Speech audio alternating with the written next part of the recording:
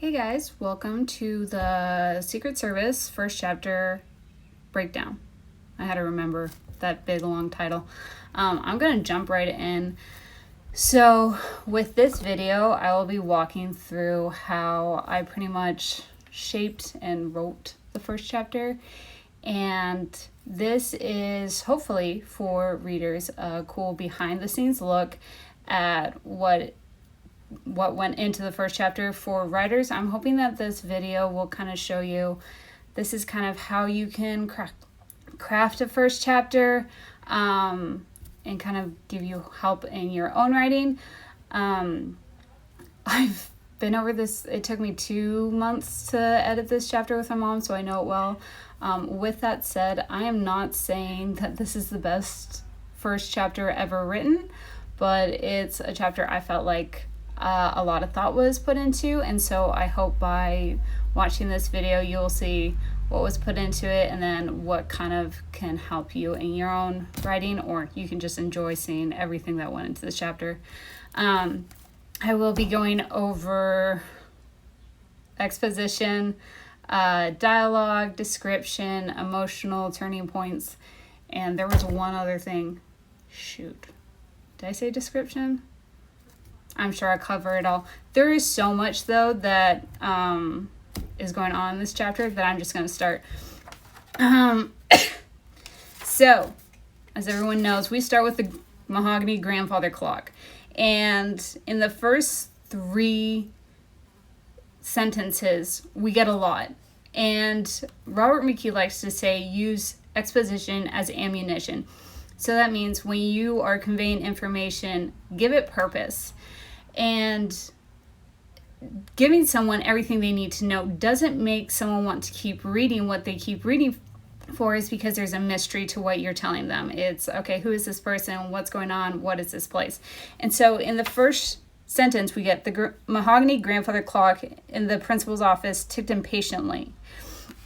That's really important because 1, it tells you kind of where we are. We are 1 in the principal's office, but 2, we are also in a private high school principal's office, because you're not going to have a mahogany grandfather clock in some public school. And so right then it tells you, okay, we're not just in a normal high school, we're in something bigger. And so right there, you get a piece of information without it just kind of spilling it. It's kind of just letting the reader infer what's going on.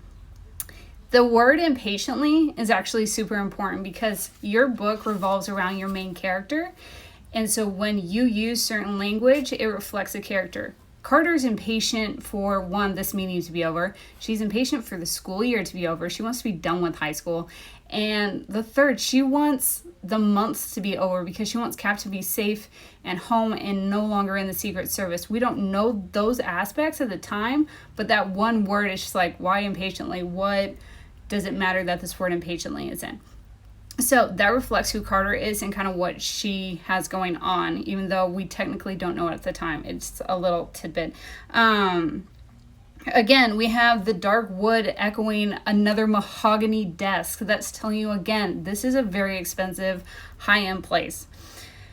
So then we take, and now we have a dichotomy. We have the expensive principal's school office, and then we have Carter slouching in her chair. Instantly, that tells you who Carter Owens is, the fact that she's in the principal's office, but she's going to slouch in her chair. She's going to have her arms folded, and she's going to be mildly amused with what's going on.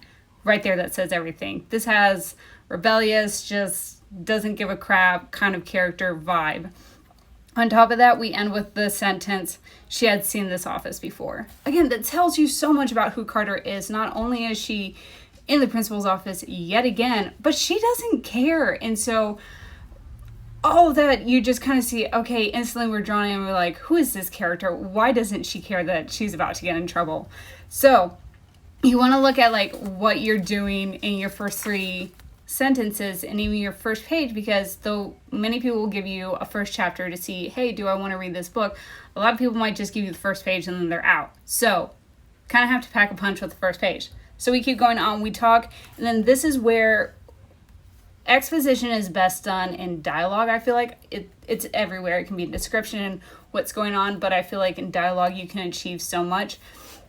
With that said, you can't have a character go up to someone else and be like, hey Nancy, my best friend that I've had since 3rd grade, it's really good to see you. No one talks like that, and so what you're going for is something natural. Again, I will touch on dialogue later, but dialogue is huge, and so with exposition, we can just get through all that. We know that in describing Carter's father, he had a rigid military posture and immaculate black suit. What more do we need to know of Steve? Like, that says everything. Compared to Carter slouching in her chair, we have Steve over here just like super rigid and military. We got it. We summed it up. But on top of that, then we start adding pieces to the puzzle, and that's when the principal is like, I know you have a busy day with the president. So we're like, okay, black suit. We're starting to get a picture of this, probably Secret Service, something like that. Again, you want that mystery in your writing because that will help enhance your readers' experience. There we go. That's the word. And so, sorry, I get nervous and then excited and then I kind of go all over the place. I'm going to try to keep this as succinct as I possibly can. Okay. So, moving on. When we look at the wording, because just exposition and what is going on, we look at Carter not backing down for the principal. Again, she meets his eyes when she pretends to pick lint off her shirt while he's talking. Again, a girl who disregards authority. That's Carter. And we have her meeting the principal's gaze straight on. Who does that? Like, that's pretty, can I say ballsy? I did. That's kind of what it is. So again, looking at what's going on, I'm going to be all over the map, so just stick with me because now I am going to go to dialogue. Because dialogue is pretty much where I portrayed all my exposition. So again, we have the principal talking about her father working for the president. We have him talking about the fact that he has a hectic day ahead of him because he has new students coming up. Of course, that is also a little bit of a power play because he's kind of like, your daughter did this, I had to deal with this, but guess what? I'm still an important man. I don't care if you like work for the president. I still have a job to do. I have to deal with these new kids coming in. And so we see that as a bit of exposition, but it also has a purpose. It's kind of like the president being, the principal saying, your daughter isn't really worth my time, even though we had to have this conversation. And so, again, we move on. And then from there, it could go to a bunch of different ways, but in the dialogue, we start to see the dynamic between Carter and Steve. And even though Carter is the one who's slouching in her chair and Steve is the one with the rigid military posture, we get this back and forth that's really quick. And even though Steve's mad, you still see Carter not backing down. She's not defensive. She explains herself. But in any other situation, you could have a girl being like, I'm so sorry, Dad. Like, I shouldn't have done that, and I'm so sorry. But Carter's just like, you really think I did this for fun? Like, who do you think I am? Like, I'm your daughter. Don't like... And so when you have that, it says so much about a relationship. It's not just, oh, these people are close. It's like, no, like, they are father and daughter, but there's an understanding between them. There's a relationship that's strong. And so when I wrote that, I wanted you to see that even when Steve is calling Carter out for what she's done, they're still close. They still have this understanding between them. They're still a strong team. And that comes through in dialogue in the way that he's asking questions and she's coming back and forth, and they're going back. I said back and forth too much. But we see that I'm repeating myself. Anyways, and so once you have dialogue like that, then you don't actually need to tell us that I'm really close to my father. He is the only person in my life that I really trust. We get that through the dialogue. And so dialogue is huge. And so you need to just find that rhythm in what you do. And also, a huge thing about this back and forth is the fact that Carter explains that she was helping a girl out. And so instead of Carter being this petulant, rebellious girl who just causes trouble, she then now goes into a hero. Because if you just had Carter beating up some guy to beat up some guy, that doesn't make her very likable. No one likes a bully, but instead she's now the person who took down the bully. And so that says a lot about her. It says that she's compassionate, even though she is still a bit of a rebellious, I wanted to say another word, but I don't want to cuss. But yeah, when you have that piece of information, it kind of starts shaping up who Carter is. And then as we see, we go into a different dynamic. We had the kind of butting heads between Steve and Carter, and then we go into, I have to go, I have another trip. And that shifts their dynamic as well, because it puts Carter on this uneven footing because Steve has just come back and now he's leaving again. And we see the fact that even though they did just kind of have a little bit of a fight, she's going to miss him. She doesn't want him to go. She doesn't like his job. She wishes that he was still there. And we see that even reflected in what Carter's reactions to it are. We never tell you, oh my gosh, she was really sad that her father was leaving. Instead, I have her throat tightening. She kicks a pebble. That just says she's kind of like, I don't want this. And so, again, everything you do with description and dialogue, it represents who your character is. And so that's why it's super important to have each moment matter. And then we see Steve comes back and looks at her and he's sorry. Like, this is not something where he's like, Carter, come on, deal with it. This is my job. This is what happens. I'm sorry, this light is so bright. But we see that he's sorry too. He doesn't want to leave her. And he gets how he feels. And again, we see this back and forth of okay, we were once fighting, but now it's, when I come back, we'll go to the course together and we'll spend days together. And we get this affectionate dynamic between them, this really strong father-daughter bond. And even in there, I weave in the fact that she's 18.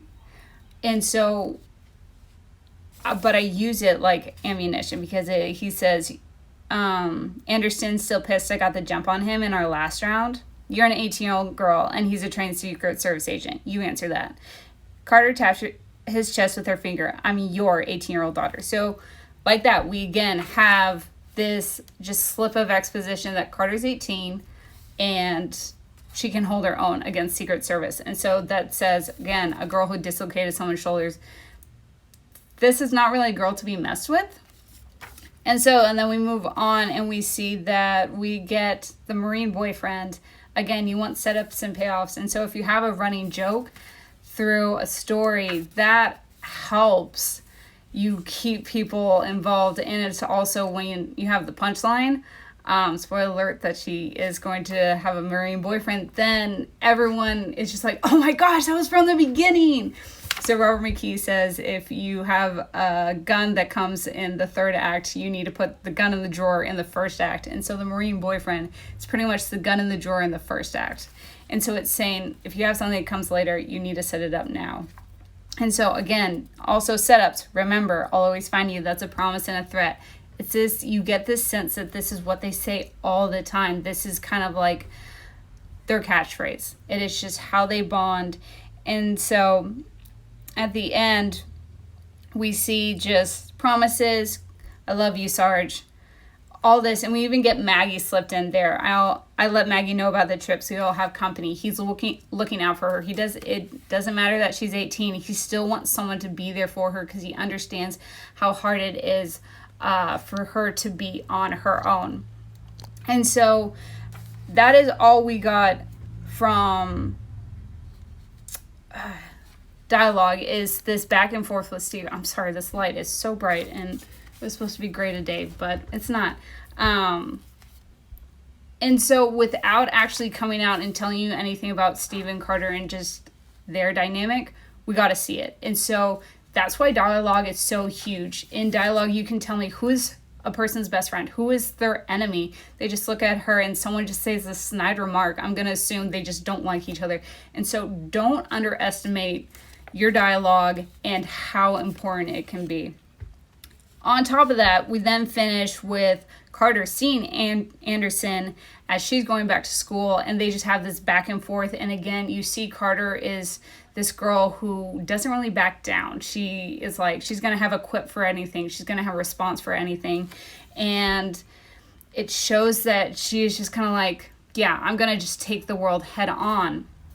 But going back to the beginning, we need to understand why. And so the why of who Carter is huge. And so that's why where your character is in the story and in the first chapter makes a huge difference. So we go from the principal's office to the parking lot, and then still the parking lot to the school.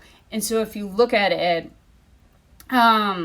you see first the location of the principal's office. She's not intimidated by authority, but she still has this guard up where she's going to be like, technically, sir, he dislocated his own shoulder.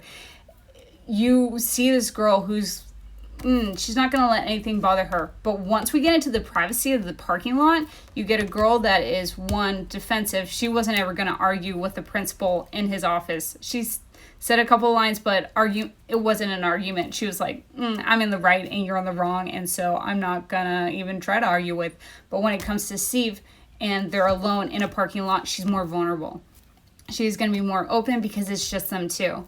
And again, when he brings up the fact that he's leaving, she's like, okay, I can be sad because it's just us. But when her father leaves, she then turns around and has to head back to a school she doesn't like, that she doesn't fit in. And that's when we see her guard come back up, because she's like, okay, I just have to be prepared. I am like, she's the girl who dislocated someone's shoulder. Like, when it comes to her in school, it's not a place she likes. And we get that feeling by the fact that she's no longer just like, my dad's leaving, this really sucks, and oh, I have to go to school. But instead, we see this guard. And that's why Anderson was so important, because we got to see 4 different aspects of Carter, and those were emotional turning points. So we saw the rebellious Carter, and she could have just been rebellious the entire chapter, and that would have been fine.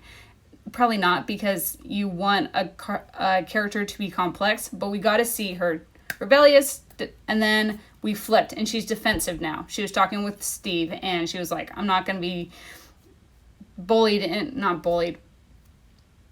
I'm not going to let... Give me a sec. She's rebellious. And then she goes to indignant. There's a word, because she's like, I wasn't in the wrong. I was doing the right thing. And so we get indignant, but then we get vulnerable. And so we get these 3 turning points. But as I was working with my mom to edit this chapter, she realized you can't leave Carter on vulnerable. Like, that's not who Carter is. And that's why in the original, I didn't have Anderson there. But when Anderson steps up, we get guarded. And so you get these 4 different aspects of Carter, because when Anderson comes up, she's like, boom, wall. She's like, I am totally fine, Anderson. I know how to take care of myself. We see this girl who's literally just like crushed, looking at her father who's leaving again and having to go back to the school. But the instant that someone else comes to just even talk to her, she's like, I don't like, whatever. My dad can leave. I don't care. But we know she does care, because we literally just had that conversation with her and Steve. And so those 4 turning points give this complexity to Carter that makes us love her, kind of annoyed with her for being rebellious, but still loving her, that she's holding her own. And so you also want to look at that. What are you portraying in your character in the first chapter that lets us see that they aren't just one-dimensional? They aren't just, I'm a quiet person, or I'm just getting your face person. You want to see all of those, because that's what makes you love a character, because you're like, okay, you are just kind of damaged. It's not even that you just like are always rebellious. It's like, no, you're hurting and you're guarded, and that's why you do all this stuff. That's why you say what you say. And then so we want to look at description and how description reflects that part. I touched on it. Something you should know about the entire book, if you want to reread it, the weather always reflects Carter's personality, or where she is emotionally. So at points it's cloudy, and there's like a little ray of hope, and that's when she's like learning to like deal with information, dealing with stuff with her mother. Oh, Jesus, light is killing me. And so when I mentioned the cloudy sky, Steve looks up. It's one brief thing, but it shows how Carter feels in that moment, is the fact that it's kind of storming and the fact that Steve is going to leave soon and she is going to be alone again. And so again, you want to look at what words you're using for description. I told you mahogany and impatiently, but also we have immaculate black suit. We have Carter raised her hand. That's like, I had her raising her finger, but then if you have her raise her hand, she could almost be like, sir, pick me. Technically, he dislocated his own shoulder. And so even gestures can counter dialogue. And again, that says a girl is like, I'm going to act like I'm being respectful, but what I'm going to say is not respectful. And so again, that says a lot. And then we look at how does she meets the principal's eyes straight on. She snatches her messenger bag off the floor. She's someone, I just imagine she like dumped it and she's like, whatever, I'm at home here. Like, doesn't matter to me. And the fact that we see her analyzing her father's stiff shoulders, his staccato steps, like even the word staccato is a great word. And so you want to look at the words you're using for description. Don't go overblown with words. I'm going to just say that now. So many people can just be like, I'm going to use all these fancy words. Don't use them unless they have a purpose. And so we have in the parking lot, he spun on her, making her stumble back. If you think about the word spinning, it's like fast. I don't have him turning on her. I have him spinning on her. And so right then you kind of get a jolt, and that tells you about how Steve is feeling in that moment. He's feeling frustrated. And so you want to even use what words can reflect what that character's feeling at this time. He crosses his arms, staring her down. Like, you just get this sense of he's not happy with her. But again, Carter's just like, I'm not going to back down from this. She folds her arms, mimicking his defensive posture, because she's like, guess what? Bring it. Like, I know I was in the right. I was doing the right thing. Even if she didn't do it the best way, she still was trying to help someone. And so look at what you're saying.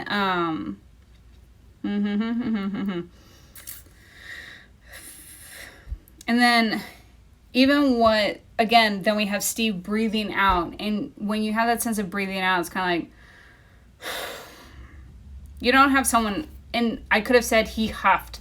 Huffed would be different than breathing out, because huff is like, and so you even, like, what does it say about your character that they're huffing or they're breathing out? Because they are vastly different. And so, again, I wanted Steve to, like, we see him slowly relaxing from this fight, looking up at the sky, contemplating it, and Carter's just like, okay, I'm just going to wait for you to realize that I was right. And then his shoulders relaxed.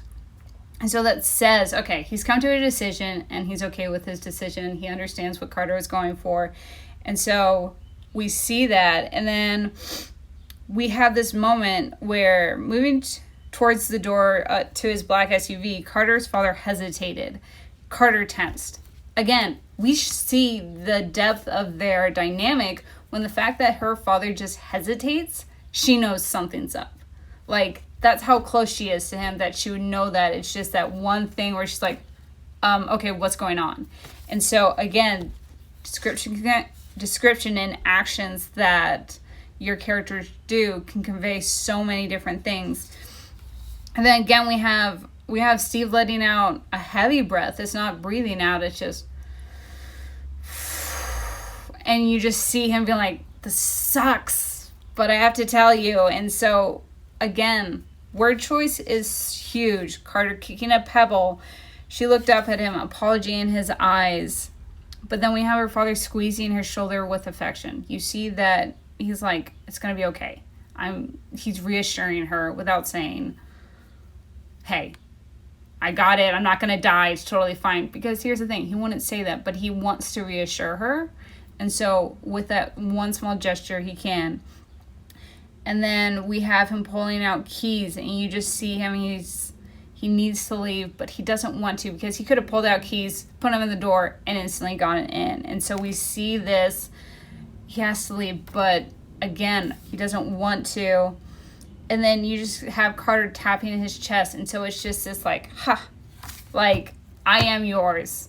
I'm your daughter. And that is a point of pride, because she could have slapped his shoulder and been like, I'm your daughter. It's like, no, I'm your daughter. And so each description, again, I'm just repeating myself at this point, but her father wrapped her in a tight hug. It's not just a hug. They both feel this sense of, we're going to hug because we need this. We need this sense that we're still father-daughter. We're still connected. And then I don't tell you Carter's sad. I don't tell you Carter's scared. I say a crushing weight filled Carter's chest as she held onto him with a silent ferocity. What does it tell you? Carter's terrified. Carter is so scared that her father's not going to come back. And I didn't need to tell you that, because I said it right there. And so you want to look at how can you portray the information you need to. Gosh, this light is killing me. I said that before. Without just laying it out and just being like, she was scared. But then again, we see the fact that even as she pulls away, she still needs to have this guard up, even a little bit, because she gives him a teasing smirk. And she's like, seriously, I can't run away with my Marine boyfriend. That tells you a girl who's not dealing with emotions and really doesn't know how to deal with emotions, because right then she's just like, okay, we had that moment, but like, we're still going to joke around because I need to just not think about this. I need to just say something funny and it will be okay. And then so we go into this joking playfulness, and you have Carter just like, oh, okay, like she's fine being playful because that's easier than letting Steve see the extent of how much she cares for him. And so, but even as he goes to leave, she goes to his window. She puts her arms on the edge of the window because she still wants that, okay, listen, we're still connected. And she gives him a salute, just 2-finger salute. That's a girl who's like, it doesn't matter, it's cool. But then after that, when she turns back to the school, she grips the strap of her bag, her carefree expression dropping away. That's a girl who's hiding a lot of stuff. Because if she's like, it's cool, Captain, and then she's like, oh my gosh, hold it in, that tells you a lot. She just doesn't want to go to school. She doesn't want to be there. And she is just trying to keep herself together. And so she releases her death grip on her bag strap. It's not even just still gripping. It's a death grip.